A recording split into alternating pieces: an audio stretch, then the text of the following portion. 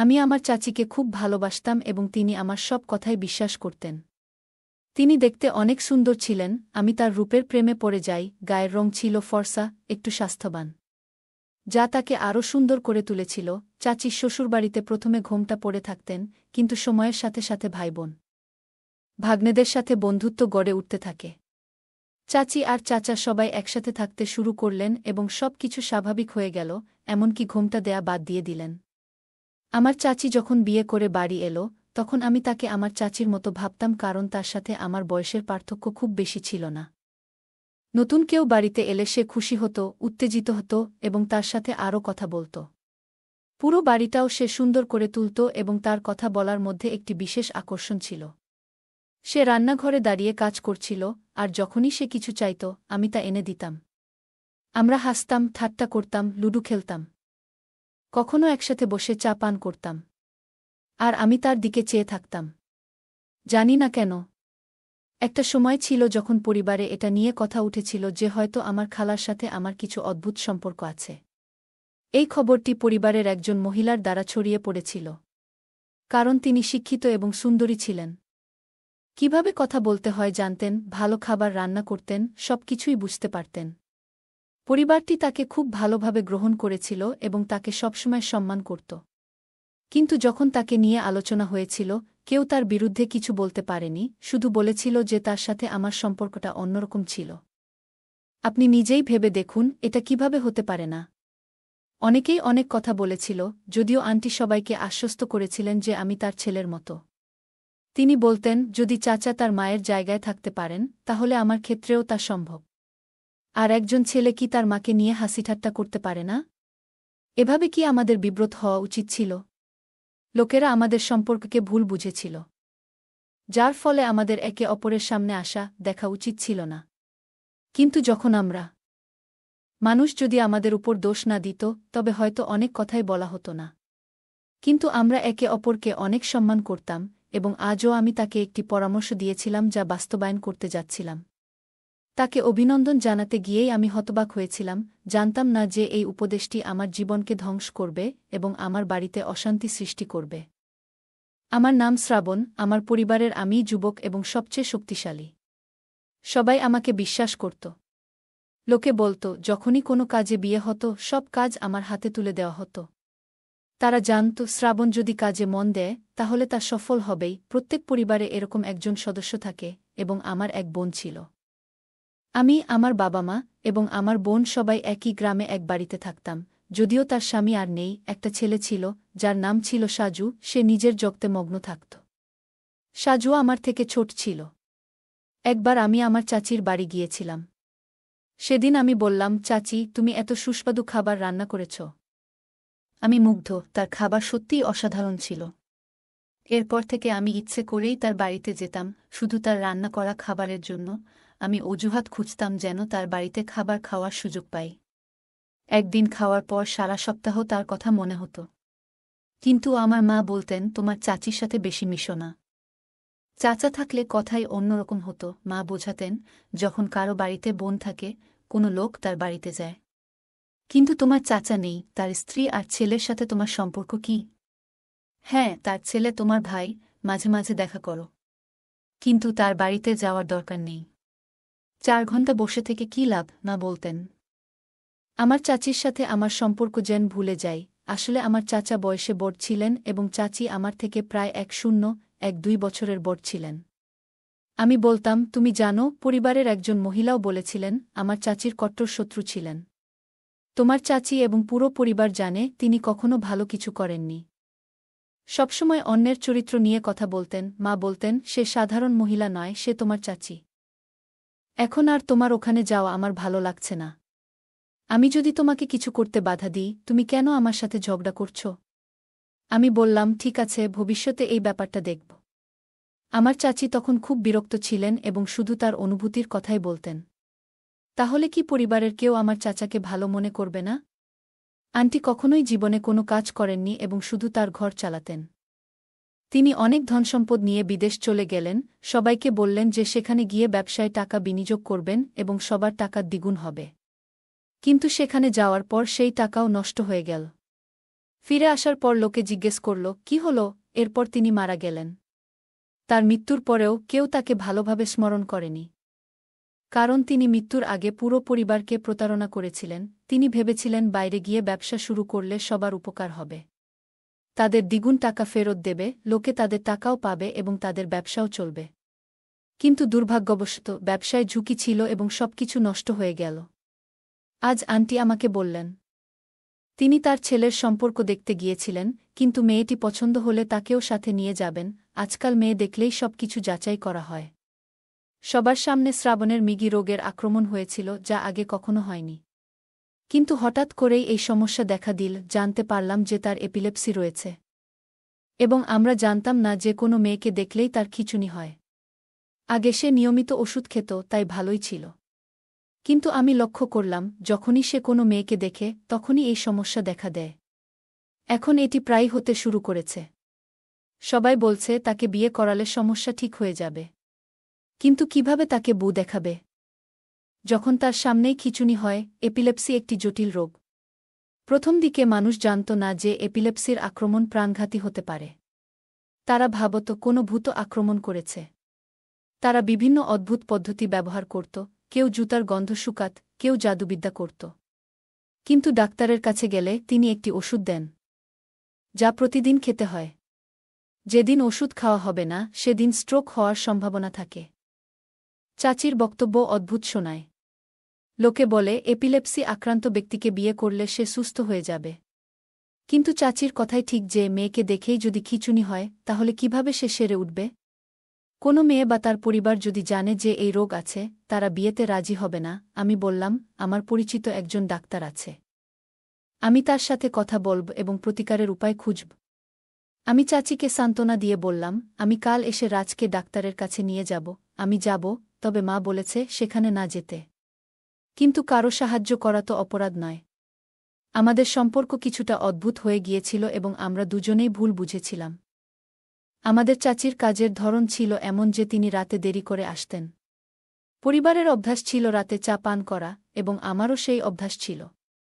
চাচি রান্নাঘরে চা বানাতেন, আমিও সেখানে যেতাম। আমরা রান্নাঘরে দাঁড়িয়ে চা খেতাম এবং এখানে ওখানে কথা বলতাম, কিন্তু লোকে আমাদের লক্ষ্য করল যে আমরা মাঝরাতে উঠে হাসাহাসি করছি। একদিন আমরা রান্নাঘরে দাঁড়িয়ে হাসছিলাম, ঠাট্টা করছিলাম। হঠাৎ চাচা কাজ থেকে তাড়াতাড়ি ফিরে এলেন এবং দেখলেন। তিনি বললেন তোমার ছেলেকে বুঝিয়ে বলো। সেই ঘটনার পর থেকে আমাদের সম্পর্ক পরিবর্তিত হল।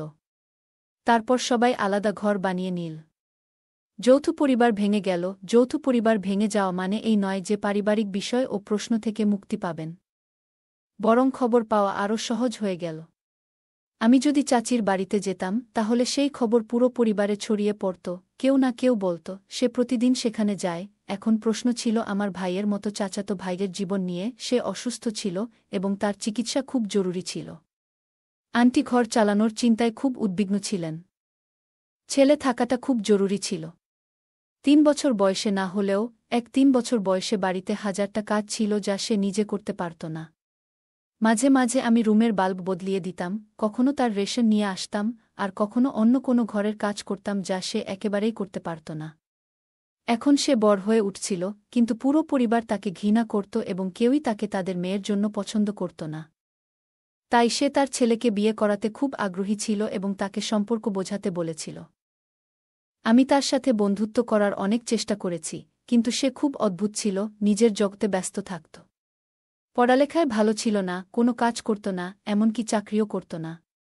হয়তো এটা তার বাবা মায়ের কারণেই ছিল, কিন্তু পরিবারের সদস্যরা চাচাকেও ভালোভাবে দেখত না। আমি তাদেরকে ডাক্তারের কাছে নিয়ে গেলাম। বলল তুমি আরাম পাবে, প্রতিদিন একটা করে বড়ি খেতে হবে।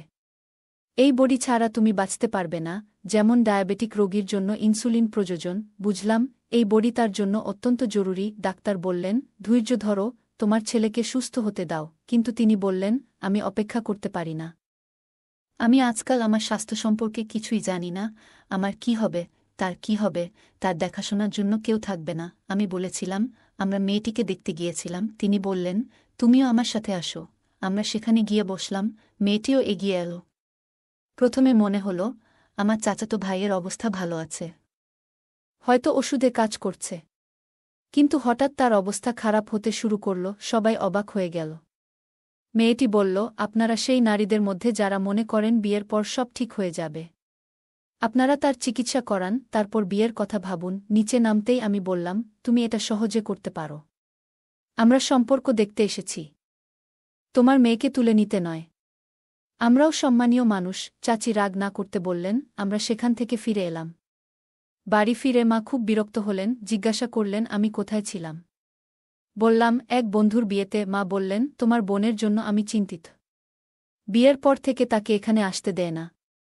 আমাদের সাথে খারাপ ব্যবহার করেছে, ফোনে কথা বললেও মনে হয় কিছু লুকিয়ে আছে। যখনই কিছু জিজ্ঞেস করি বলে সব ঠিক আছে। ঈশ্বরকে ধন্যবাদ, কিন্তু আমি তার মা। বুঝতে পারি কিছু সমস্যা আছে, কিন্তু সে কিছু বলে না। আমি চিন্তিত ছিলাম। মা বললেন, দিদি নিজের ইচ্ছেমতো বিয়ে করেছে। আমরা সেই লোকটাকে পছন্দ করতাম না। খুব রাগী এবং অবদ্ধ, কিন্তু বোনের পছন্দ ছিল। আমি চিন্তায় থাকি, পছন্দের বিয়ে সবসময় সফল হয় না। মেয়েদের উপর চাপ থাকে।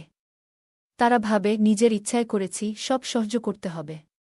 এমনকি অত্যাচারও সহ্য করে। এভাবে চলতে পারে না। আমি বললাম, আমরা তাকে সাহায্য করতে পারি। মা বললেন, মেয়েরা যখন নিজের ইচ্ছায় বিয়ে করে তারা পাপ করেনি। কিন্তু শ্বশুরবাড়ির লোকেরা যেন তাদের ভাগ্যের কাছে ছেড়ে দিয়ে যা খুশি তাই করে। আমার সংসারে বেশ কিছু সময় কাটিয়েছি এবং দেখেছি এমন দুর্ভাগ্যপূর্ণ মহিলার জীবন কিভাবে হয়। দিনরাত কাঁদে। আমি চাই না আমার মেয়ের জীবন তেমন হোক। আমাদের পরিবারের কেউ জানত না আমার বোনের এই অবস্থার কথা, নইলে সবাই হাজারটা কথা বলত। আমি তাকে সান্ত্বনা দিয়ে বললাম, যদি কোনো বড় সমস্যা হয় আমরা সমাধান করব। আমাদের বাড়িতে আমরা জীবনের কঠিন পরিস্থিতির মুখোমুখি হয়েছি। আমরা এই সত্যটি গোপন রেখেছিলাম এবং পরিবারের মধ্যে ছড়িয়ে দিয়েছিলাম যে আমাদের ইচ্ছানুযায়ী বিয়ে হয়েছে। এই খবর শুনে আমার চাচি মন খারাপ করলেন। যখন গোটা এলাকায় ছড়িয়ে পড়ল যে একটি ছেলের মেয়েকে দেখলেই অদ্ভুত খিঁচুনি হয়। এই খবর দ্রুত ছড়িয়ে পড়ল, আর এমন অনেক রোগের খবর ছড়াল। এটাকে ইংরেজিতে ফিট বলা হয়।